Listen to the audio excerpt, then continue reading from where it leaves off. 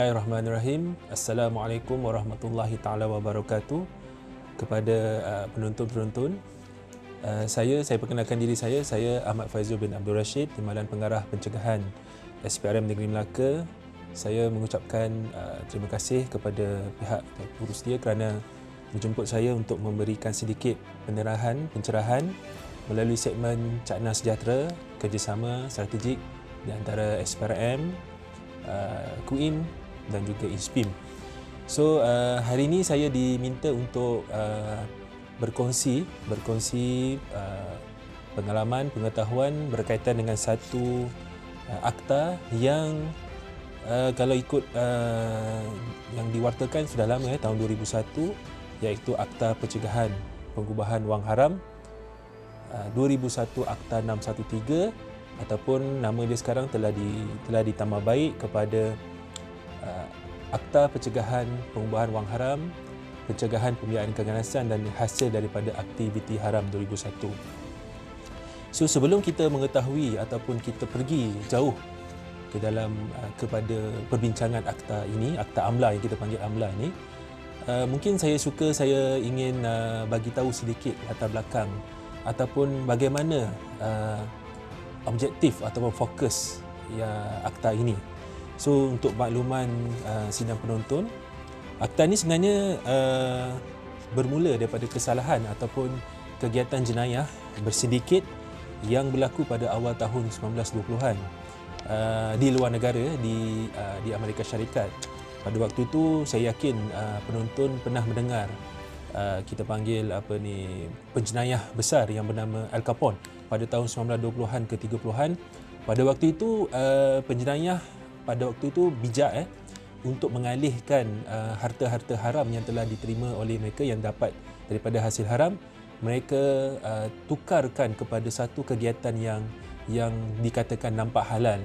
Dan pada tahun 1920-an, 1930-an, perniagaan ataupun kita panggil front, perniagaan yang biasa yang dilakukan oleh mereka adalah kedai pizza, menjual pizza, dan juga kedai dobi.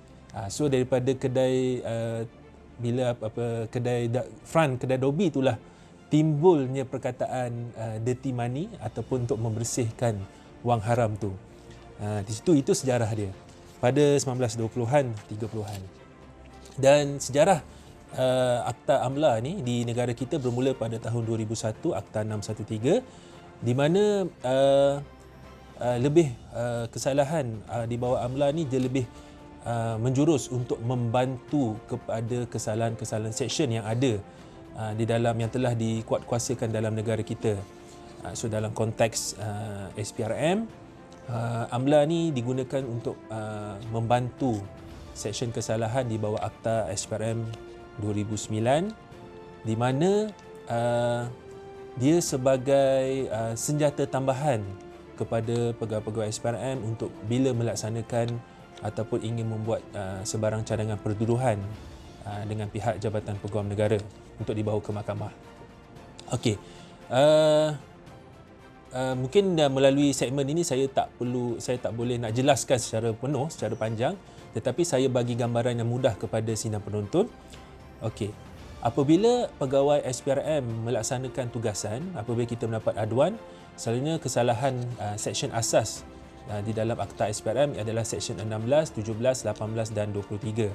So 16, 17, 18 berkaitan dengan false claim, tuntutan palsu, dan 23 salah guna kuasa untuk mendapatkan suapan.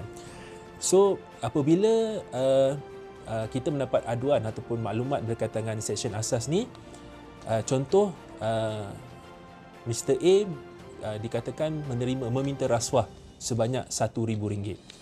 So RM1,000 ni dalam SPRM kita gelarkan sebagai subject matter. Isu yang menjadi hal iaitu RM1,000 rasuah. Tetapi apabila kita menjalankan siasatan, kita mendapati bahawa Encik A ni dia ada harta-harta yang kita tak boleh yang Encik A ni tak boleh jelaskan semasa siasatan kita. So apabila sebelumnya ada AMLA ni, kita ada kekangan sedikit dari segi undang-undang untuk kita harta-harta yang tak boleh dijelaskan, untuk kita pergi harta-harta yang dijelaskan. Sebagai contoh, kita mendapat bila kita buat penggeledahan di rumah Encik A, kita ada wang tunai RM500,000 contoh. Tetapi kalau seksyen asas, kita hanya boleh pergi RM1,000 saja. So RM500,000 tu kita gunakan di bawah akta amla itu sendiri. Dan akta amla RM500,000 tu kita syaki, kita mengesyaki bahawa ianya datang daripada kegiatan yang haram. So kita gelarkan benda itu sebagai illegal proceed, hasil haram. So dalam siasatan yang dijalankan oleh SPRM, selalunya kita akan kita panggil parallel investigation, kita akan jalankan serentak. Ada satu unit, satu tim yang akan session ataupun predicate offence, dan satu tim lagi akan pergi kepada kesalahan di bawah amla. Di mana tim amla, saya akan fokus tim amla. Tim amla itu akan menjurus kepada kesalahan untuk membuktikan RM500,000 tersebut. Mungkin sidang penonton akan lebih faham. RM500,000 tu dia mungkin kita mengesyaki bahawa dia ni datang daripada kegiatan haram kerana Encik A tadi tak boleh jelaskan. So di dalam mahkamah, Encik A tu perlu membuktikan bahawa RM500,000 tu kalau milik dia, dia perlu buktikan secara berdokumen, secara sah, secara undang-undang di dalam mahkamah. Dan sekiranya beliau gagal, Encik A gagal, dia telah melakukan kesalahan yang kita boleh pergi di bawah seksyen 4/1 Akta AMLA ni, AMLA 2001. Kepada sidang menonton, untuk pengetahuan bagaimana kita nak mengetahui bahawa ini apa bentuk ataupun rupa orang hasil illegal proceed ni, hasil haram ni. So dalam penulisan buku di sini saya ambil daripada guru saya semasa saya menghadiri kursus CFIP dengan Bank Negara, Dr. Nur Hashimah Muhammad Yassin. Beliau menyatakan dalam undang-undang, dalam kaedah undang-undang ada 3 bentuk hasil haram ni, illegal proceed ni, iaitu yang pertama adalah penempatan, yang kedua adalah pelapisan, layering, dan yang ketiga adalah integration. Selalunya penjenayah dia akan menempatkan hasil haram tu di sesuatu tempat. Okey, saya bagi contoh lagi. Contoh penjenayah ni mengambil rasuah RM50,000. Kalau dalam kaedah hari ini RM50,000, mungkin ada kemungkinan penjenayah ni akan masukkan ke dalam perbankan, finance institution, perbankan, atau juga dia akan meletakkan di satu tempat ataupun dia mengalihkan, dan di situ akan ada proses yang kita panggil layering. Dia mencampur adukkan dengan hasil yang halal ataupun hasil yang boleh dibuktikan secara undang-undang. Contoh paling mudah dalam bank, RM50,000 tu masuk dalam akaun bank gaji dia. So di situ mungkin nampak macam ini adalah duit gaji, ini mungkin duit daripada jualan tanah tanah dia, maksudnya daripada mungkin dia ada perniagaan dan sebagainya, dia campurkan duit tu, RM50,000 campur gaji dia mungkin RM10,000 dan sebagainya. So kalau orang biasa tengok mungkin tak berapa nampak.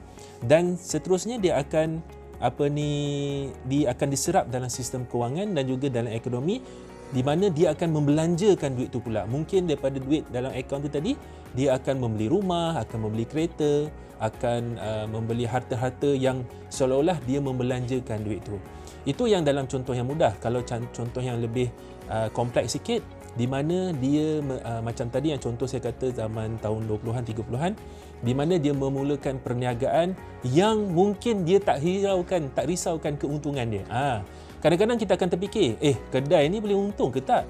Tapi kalau penjenayah, dia tak risaukan benda tu. Dia asalkan duit tu dimasukkan dalam sistem, di dalam dia punya ekonomi tu, hasil pulangan tu dia boleh gunakan. Tetapi kalau hasil haram tu dia nak guna, mungkin dia berfikir, dia takut dan sebagainya. Tetapi apabila dia memulakan perniagaan yang mungkin nampak tidak menguntungkan, tapi ada hasil walaupun sikit, dia boleh gunakan sebab duit tu telah dibuktikan secara undang adalah daripada perniagaan. Contoh yang paling klise dalam tahun 80-an, 70-an, 80-an adalah berjudi, kasino, di mana setengah penjenayah ni akan pergi ke satu-satu tempat perjudian, kasino, dia berjudi di satu tempat tu dan dia rugi. Tak ada masalah sebab duit asalnya tu pun bukan duit dia. Tetapi apabila dia nak menunaikan balik tu, itu hasilnya dia boleh belanjakan. Sebab apa? Dia akan memberi alasan bahawa duit tu dia dapat, dia perolehi daripada dia pergi berjudi. Itu antara contoh-contoh biasa 80-an 70-an, tapi zaman tahun 2020 ni penjenayah lebih cekap lah, lebih pandai, di mana dia punya untuk membuat 3 proses tadi, placement, layering dan integration tu lebih kompleks, dan di situ pihak SPRM dan juga lain-lain agensi penguatkuasa yang menggunakan Akta Amla ni, kami terpaksa memikirkan one step ahead, macam mana kita nak mengenal pasti penjenayah-penjenayah yang menyalahgunakan yang melakukan kesalahan di bawah Akta Amla ni. So saya harap dengan sedikit pencerahan ini, saya berharap sidang penonton boleh memahami kesalahan-kesalahan yang saya cuba bawakan, yang saya cuba maklumkan kepada sidang penonton. Khususnya kalau kita tengok daripada kesalahan rasuah bukan semata-mata sekarang ni, pada hari ini, bukan semata-mata kita ambil rasuah, beri rasuah, false claim dan juga salah guna kuasa. Tetapi saya ingatkan kepada penjenayah-penjenayah di luar, di sana anda tidak boleh menikmati lagi hasil haram. Kerana apa? Kerana agensi penguatkuasa kita ada akta yang dikenali sebagai Amla 2001 ni, di mana kami akan pastikan bahawa penjenayah-penjenayah tidak boleh menikmati hasil haram. Seumpama dia boleh berkata, tak apa, masuk penjara setahun 2 tahun, kalau keluar aku jadi jutawan.